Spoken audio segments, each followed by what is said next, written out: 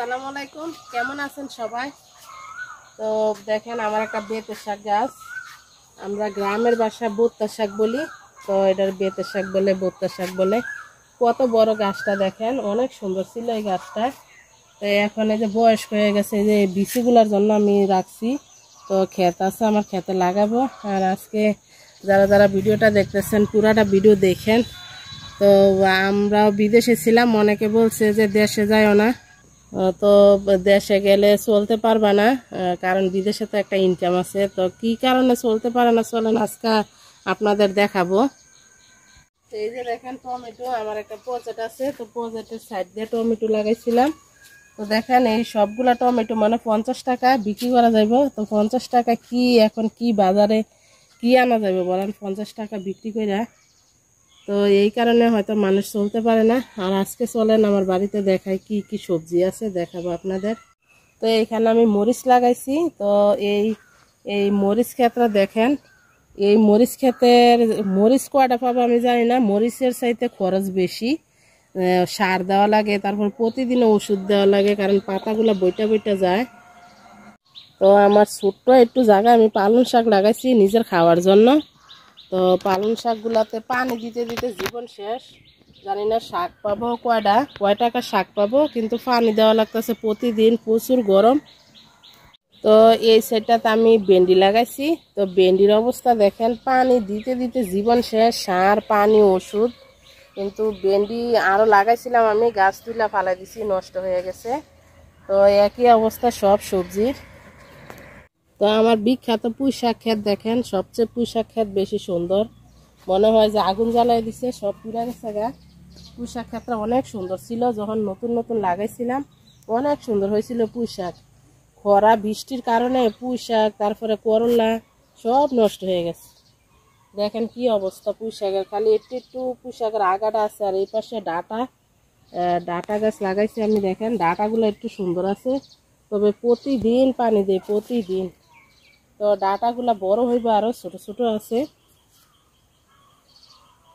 তো এটা আমার ভেন্ডি ক্ষেত ছিল, ভেন্ডি তুললা তারপরে আমি ডাটা লাগাইছি। তো ডাটা ছোট ছোট উঠতেছে, একদম ছোট আছে ডাটা।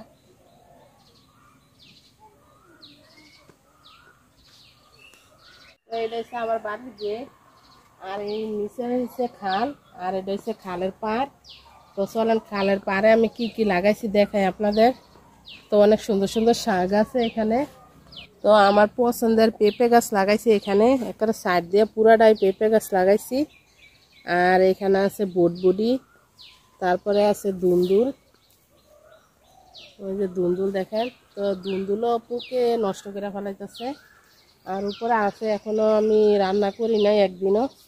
তো আছে দুই একটা কিচেনে রান্না করব ইনশাল্লাহ। যারা যারা আমার কিচেন ভিডিও দেখেন বা না দেখেন যায় দেখতে পারেন, মাসিকারা কিচেন প্রতিদিন ভিডিও আপলোড দেই। তো দুন্দুল ফুলগুলা কিন্তু অনেক সুন্দর দেখা যায় দেখেন। তো দুন্দুলে দেখেন এই যে নষ্ট হয়ে গেছে, পোকে ধরে ফেলাইছে, এইটা আর হইব না, এই যে ছোটো থেকে। আর এই যে দুইটা দুন্দুলা আছে। তো এই যে দেখেন আরও একটা পারছি, এটাও পোকা ভিতরে, এই ছোটো ছোটোগুলা পোকা ধরে লাইছে। তো এগুলো আর হইব না, নষ্ট হয়ে যাবে। আর এই যে বড় বড় দেখেন দুই একটা আছে, এই যে এই পাশেও একটা আছে। তো আলহামদুলিল্লাহ একটু বৃষ্টি হইলে আবার সব গাছ সুন্দর হয়ে যাব। তো আমার একটা করলা গাছ দেখেন, তো এই গাছটা মোটামুটি আলহামদুলিল্লাহ ভালোই আছে। আর সব করলা গাছ পুড়ে গেছে গা। তো এই যে আমার এই পাশে হয়েছে খাল। তো দেখেন আমি খালটা কাটছিল, পরে অনেক মাটি পাইছি, আমি মাটি দিয়ে আমার পুকুর ভরছি। আর এই যে অনেক গাছ লাগাইছি আমি, গাছ লাগাই সার দিয়ে দিছি যাতে পাড়টা যাতে না ভাঙে। আর এই যে এত পরিমাণ খরা, দেখেন খালটা শুকাই গেছে গা, পুরাটা খালে শুকাই গেছে গা একবারে। তো এটা হচ্ছে আমার ব্রিজ দেখেন। তো এই ব্রিজটা আমি দিছি, আর এই যে খালের উপর দিয়ে দিছি, কারণ আমার বাড়ির ওই পাশে রাস্তা, রাস্তার এই পাশে হচ্ছে খাল। আর খাল দেখেন এরকমভাবে কাটছে, তো খালের একদম নদী বানায় ফেলাইছে। আগে এত চড়া ছিল না খালটা। তো আমার সাইড থেকে সবার সাইডে প্রায় 2-3 হাত 4 হাত হইব জায়গা নিয়ে গেছে, জায়গা নিয়ে তারপরে খালটা কাটছে। তো আমি মাটি পেয়েছি অনেক। ওই যে দেখেন আমার বাড়ি দেখা যায়। তো আমার এই পাশে একটা করলা গাছ দেখেন লাগাইছি, করলা এই যে হয়ে গেছে উস্তা। তো আলহামদুলিল্লাহ হইলেই হয়, করলা গাছ তো সবই নষ্ট হয়ে গেছে গা। তো এটা আমার বাড়ির সাইড।